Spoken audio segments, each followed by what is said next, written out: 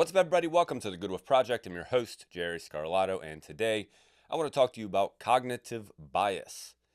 This episode comes on the back end of a conversation with Bo Bennett, who is an expert in this kind of thing. So I would consider myself a layman to be sure, however, knowledgeable enough to be dangerous. So we're going to talk about high-level cognitive biases so that we can start to look inside of our brain and understand what's helpful for us to hang on to and what is unhelpful. Because if you go back and listen to the episode with Bo, we talk about a number of cognitive biases. We also talk about how we're manipulated from outer sources or external sources through other things such as fallacies and logical fallacies and things along those lines.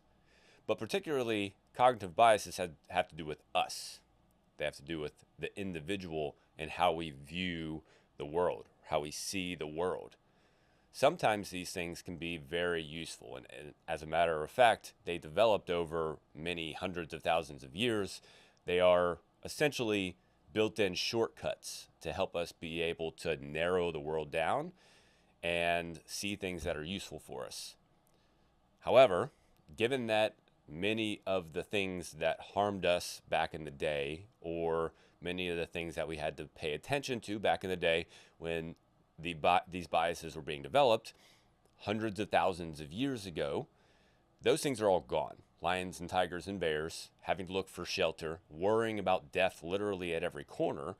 That's when these biases were developed, during those times when our ancestors had to literally look out for their livelihood. There were existential threats everywhere. And so it made sense to narrow the view and focus on the things that mattered. Focus on the things that were going to keep them alive. Now, again, today, those existential threats are all gone. All gone. Not 100%, but 99.9999999% all gone. It's very likely that you will always have shelter. You will always have plenty of food. You won't have lions, tigers, and bears and other big animals coming and attacking you unless you're a masochist and go to the African Sahara and put yourself in that situation. So we don't have a whole lot of true existential threats to worry about. The ones that we do have, we put upon ourselves. Chronic disease, we put upon ourselves. It is through our behaviors and through our interaction with the environment, mostly, not only, of course, but 90% of it is through our behavior and our interaction with the environment that we pose an existential threat to ourselves, And that's why this is an unusual time in history, because we pose a bigger threat to ourselves than anything outside of us. So that's why it's important to understand these cognitive biases so that we can start to use them when we need to. They're going to be there whether we want them to or not. The question is, do you let them drag you around? Do you let them use you? Or do you use them? Do you direct your mind in such a way that it supports reality, instead of looking through a lens and assuming that is the way reality is? It's two very different things. Most people look through a window and they're like, this is reality, because they've looked through that window for a long time and they haven't gone outside or gone to another window and looked through that window. So the shift is looking through this window and questioning, is this the only window I can look through, or can I look through other windows? Are there other ways to view the world so that I can get something different out of it? And that's what overcoming a cognitive bias is, or using a cognitive bias to support you instead of hinder you. So before we get down to that, I'll ask you to go ahead and hit the pause button real quick and to give us a quick review, or to hit that subscribe button if you're watching on YouTube. Remember, the more reviews we have, the more subscribers we have, the more this message reaches more people. And the more people we reach, the more impact that we have on those around us. And that's the point. The point is the ripple effect. I was talking about this with, I did an interview on the podcast Harmonious at Lunch with Brandon Gano, I believe is his last name. And he was asking the impact that I wanted to have with this new venture. If you haven't been around very long, I owned a fitness studio for 10 years before this, closed that down Thanksgiving Day 2023, and then started down this new path of building an online presence and trying to expand my reach this way.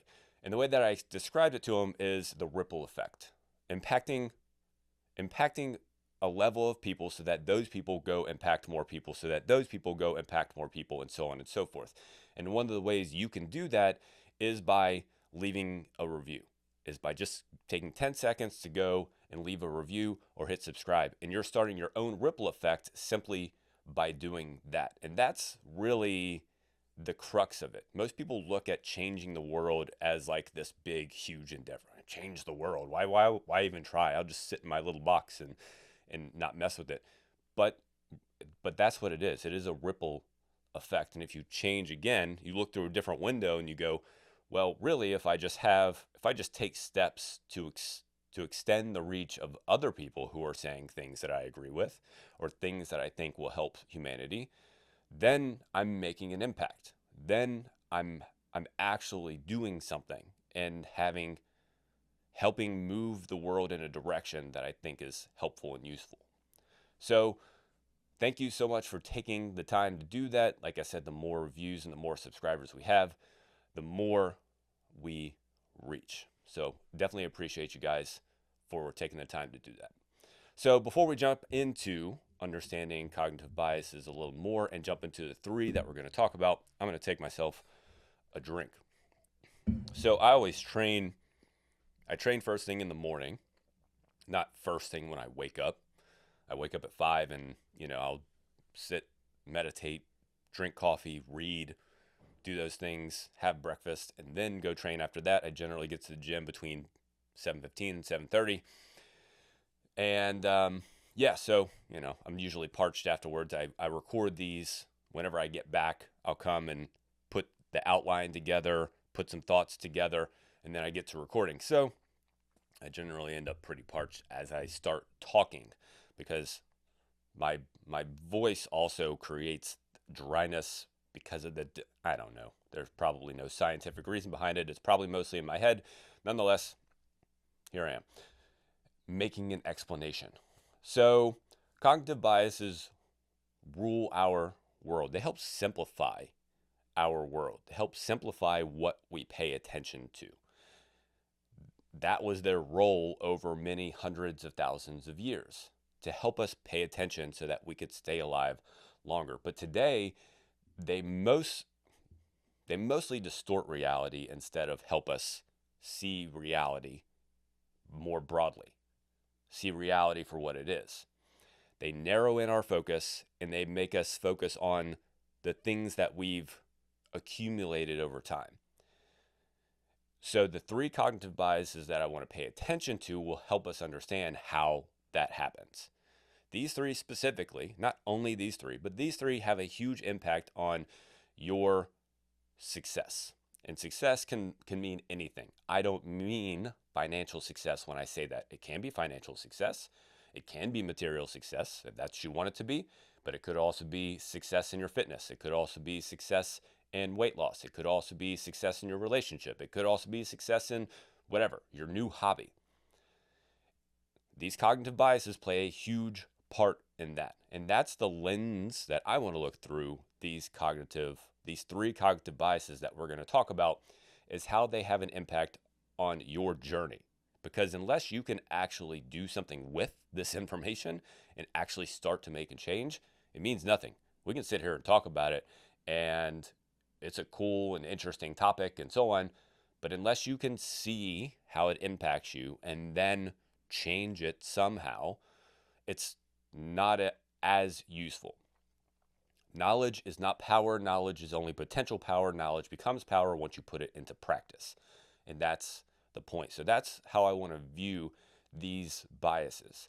through the lens of how they impact you and why you struggle to push forward, or why you struggle to look through a different window, or maybe you didn't even recognize that there were other windows that you could look through. So, unless you're wondering, the analogy that I'm using as a window is your view of the world in reality. So when I say window, that's what I'm talking about, your view of reality. And it's worth understanding. This is the first place to start. Excuse me. Every human being on earth, every single one, views reality differently.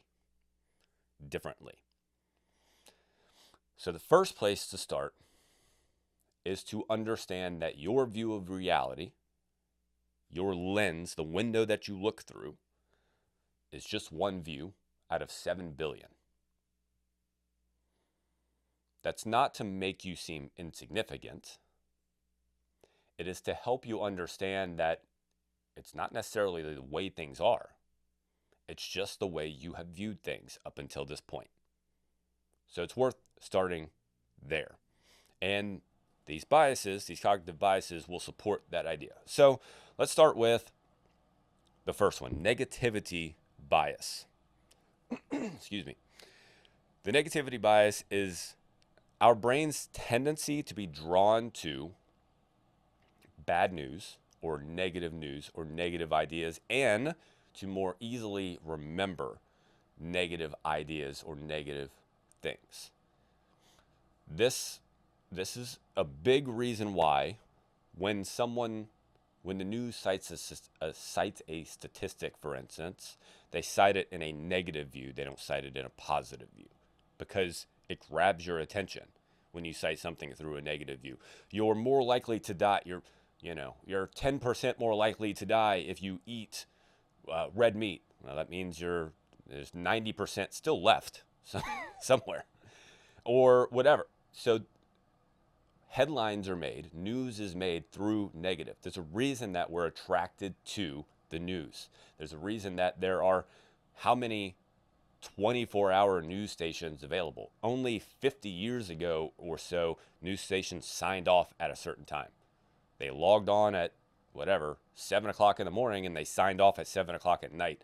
It didn't play anything from 7 at night to 7 in the morning, because they didn't have. But today, they just have to conjure up some negativity, and we'll pay attention to it. There's a reason for that. So we have a tendency to pay attention to negative outcomes. This is important to you when it comes to your pursuit of success.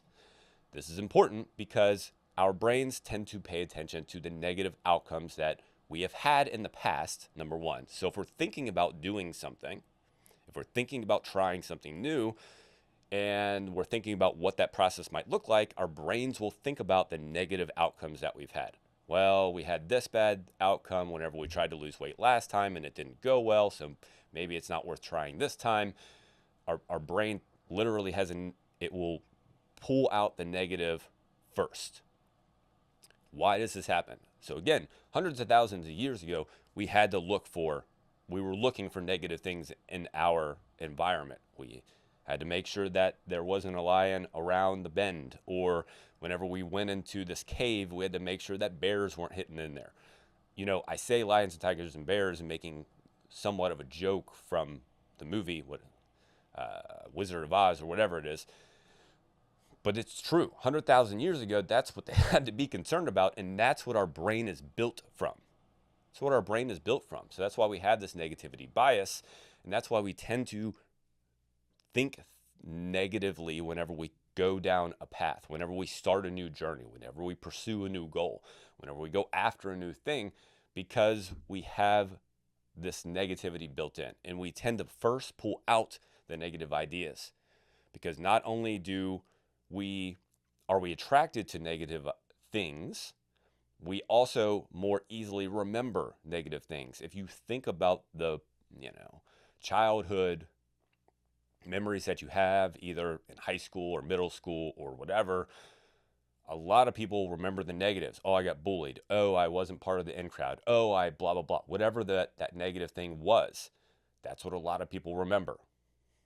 Sure, you can think about the positive things, but most people have that emotional attachment to the negative things that they've had in their past. And this is why. Because our brains have a negativity bias. They are attracted or more easily pay attention to negative things when they happen, whenever they're given to us, and then we more easily remember those negative things. So that's a big one to remember. Whenever you start something new, whenever you're thinking about doing something and your brain starts to go, yeah, but it didn't work out last time. And we failed the time before that. And we also tried this new project and that didn't work. That's what's happening. It's just an automatic built-in mechanism that's meant to keep you alive. But guess what? All those lions and tigers and bears that you're making up in your head, they're fake. They ain't real. You're making them up. So got to watch out for that negativity bias. That's the first one. So all these they start to mingle together, and we'll make some connections along the way. The second one, confirmation bias. Confirmation bias is our tendency to cherry pick information that confirms our ideas. To cherry pick information that confirms our ideas. If you know who Lane Norton is, a lot of you who listen to this probably may not, because he's very much in the health and fitness space. But I strongly recommend you go find him and at least watch some of his stuff, because he's pretty entertaining, first of all. But he talks about this a lot. Lane Norton, first of all, a little background on him. He's a researcher. He's got all these letters behind his name from degrees and so on and so forth. But he's in the health and fitness space. And he talks a lot about, nutrition research and exercise research and so on. And what he says regularly, and this is confirmation bias at its best, and this is why you should not pay a damn bit of attention to anybody that gives not anybody, but 99% of people who give ideas or give, what's this word I'm trying to think of? Suggestions on TikTok or YouTube.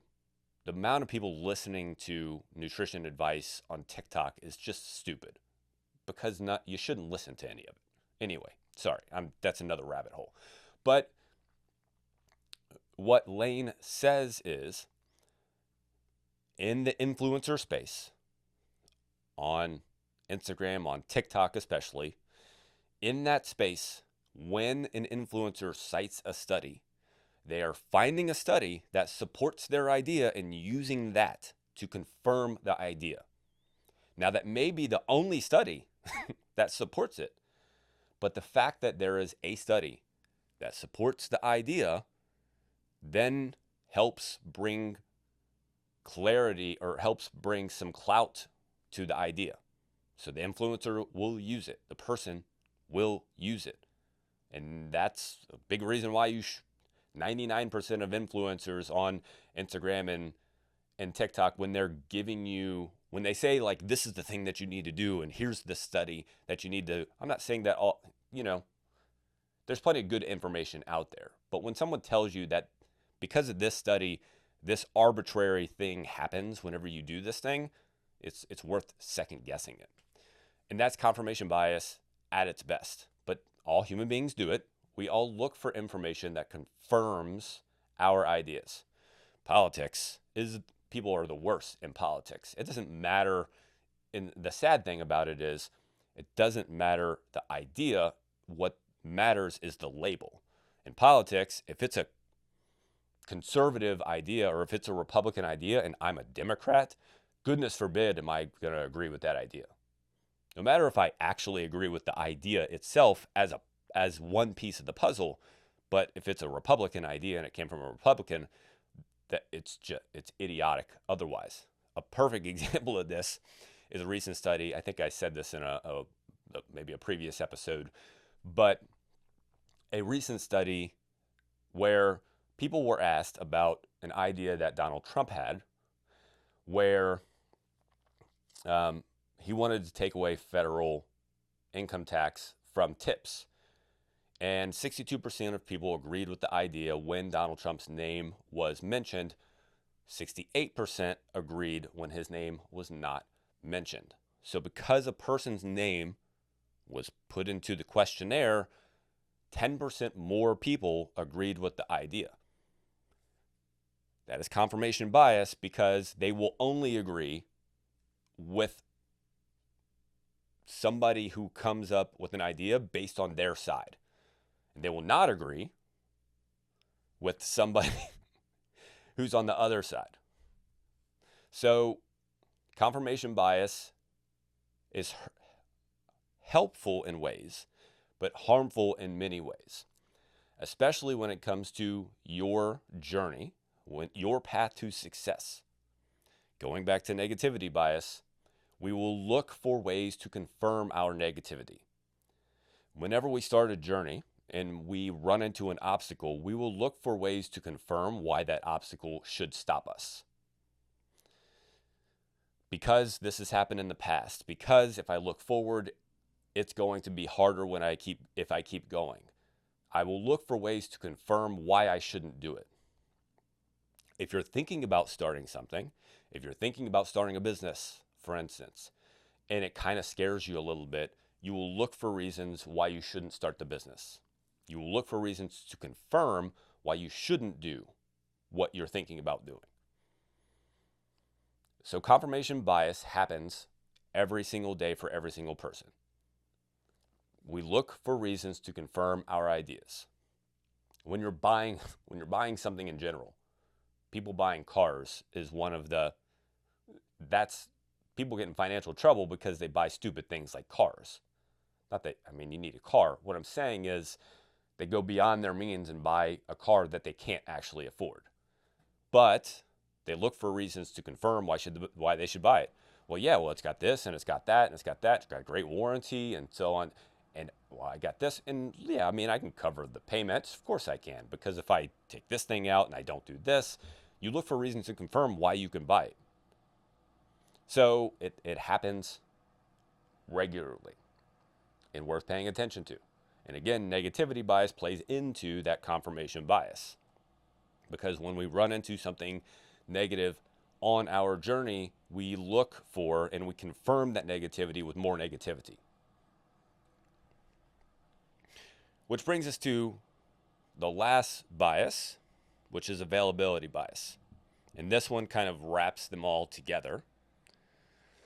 Availability bias is how we tend to judge the likelihood and significance of things based on how easily they come to mind. The more available something is, the more important something is. So if you can think of something more easily, you believe that it has more clout to it or more backing behind it. Or if it is the more recent thing that you've heard, then you believe it has more clout to it. This game, again, is played in politics super often because a politician will say something more recent that is completely the opposite of what they said before, but since it is more recent, people will tend to buy into it. They will put more significance to it because it is a more recent statement. And we do that with ourselves as well. Even though we may have been successful at losing weight in the past, if our more recent attempt at losing weight was not successful, that's what we'll remember. That's the one that we'll pay attention to. Because number one, it's more recent, and because number two, negativity bias is attracted to the negative outcome, the more recent negative outcome. So that's another way that we fool ourselves into thinking that things are a different way. If we've come across different information and it disconfirms something that was helping us in the past, it's more recent information, we believe that it is more significant and we believe that it has more clout behind it. So when you put those together, we have negativity bias, where we're looking at and we're more attracted to negative things, and we more easily remember negative things. We have confirmation bias, where we are confirming our ideas. If we have the idea that we can't do what we're trying to do, we will look for information to confirm that. And a lot of that is negative because of negativity bias. And then availability bias means that we more easily, we put more clout behind the information that we more easily remember. And most of that is more recent information. And since we remember negative information more easily, we therefore convince ourselves that that's the way things are. I don't know if you caught that whole circle, but essentially, we think we're being realistic when we're being negative because we've convinced ourselves that this is how the world works. Because of negativity bias stacked on top of confirmation bias, stacked on top of availability bias. Because our brain naturally wants to grasp all of those ideas and wrap them together and say, this is how the world works. This is how the world is negative. Things don't work for you. You can't succeed. Look at all of these things that you've tried that you've failed at. And when you wrap them all together, it's very easily to look out the window and go, yeah, you're right. Why the fuck should I try something different? Because there ain't no way I'm going to do it. Reality tells me otherwise. I'm just being realistic, Jerry. That's all I'm being right now is realistic. Oh, really?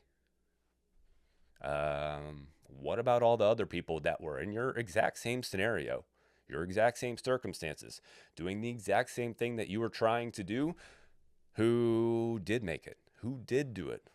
Oh, well, they had something different. No. Nope. The people who did it versus did not do it, they're not special. They're not special people. Some of their small fraction of them had a small circumstance that helped them, certainly, definitely. Can't say otherwise. But most of them, just people. All of them are just people, number one, not special at all. No special, nothing.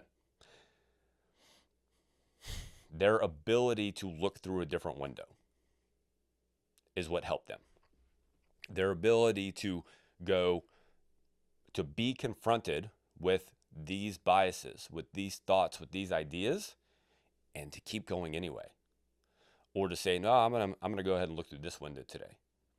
I'm not gonna choose I'm not gonna just fall for this negative idea that I have in my head that I can't make it because I've run into an obstacle.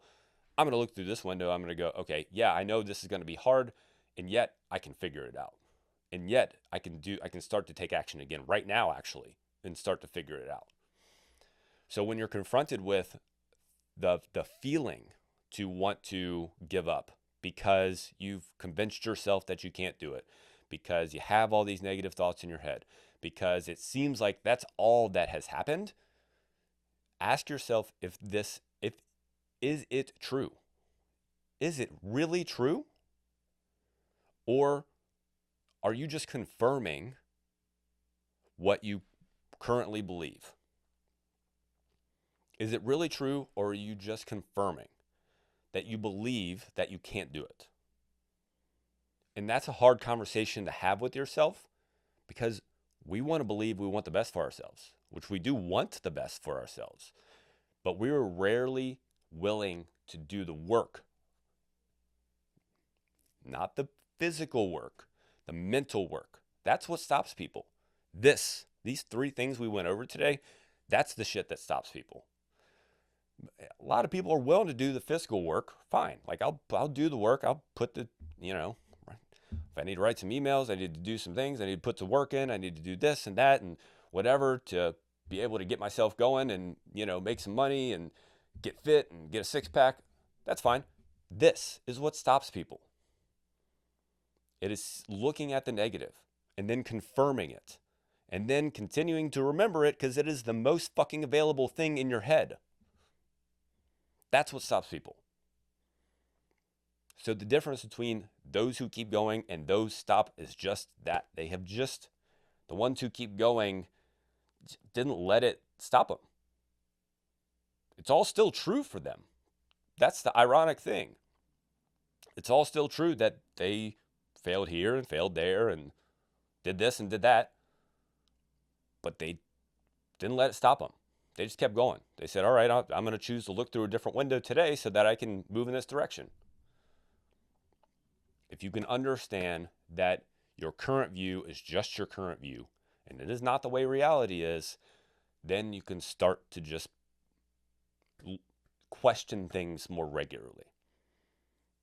Question things more regularly. And that's the point. Is this true? Is it true? And that question alone will start you down a different path. The hard thing is your brain and your body are addicted to the feeling that you're currently linked to. The feeling of negativity, the feeling of, feeling bad about yourself. Your brain and your body are addicted to it. And that's why you keep getting pulled back in that direction. But the more often you ask, is this true? Is this something that supports me?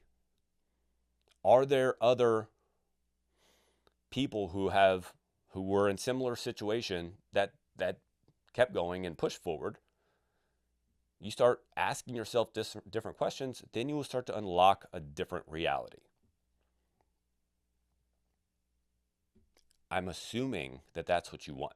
If you want something better, this is the work that it's going to take. It is up here. It is your mind. It is you that's standing in the way. And I don't say that judgingly. Understand. And you shouldn't say it judgingly either. You're human. 1 of 7 billion, all of which are fallible. All of which stand in their own fucking way in some way, shape, or form. Some of them less than others.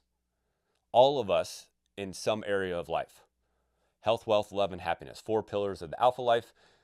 We all stand in our way in one of those areas of life, some way, somehow. The question is, are you willing to own it and then do something about it? Do something about it. You're worth it. Do it. Okay? Thank you for spending this time with me today. Cognitive biases, again, it's a very fascinating topic and definitely something worth digging into. Go back and re-listen to the episode with Bo Bennett. It was released earlier this week. Also, another good resource for this is the blog Farnham Street. I believe it's just fs.com. I don't think it's .com. If you type in Farnham Street into any search web thingies, it'll pop up. That's another great place to go if you want to dig into more cognitive biases and how we fool ourselves. And as Richard Feynman would say, the goal is to not fool yourself, and you're the easiest one to fool. So thank you for spending this time with me today. Appreciate you so much. Just get out there and just trust yourself for fucking once. Get out there and trust yourself. Until next time, quit fooling yourself.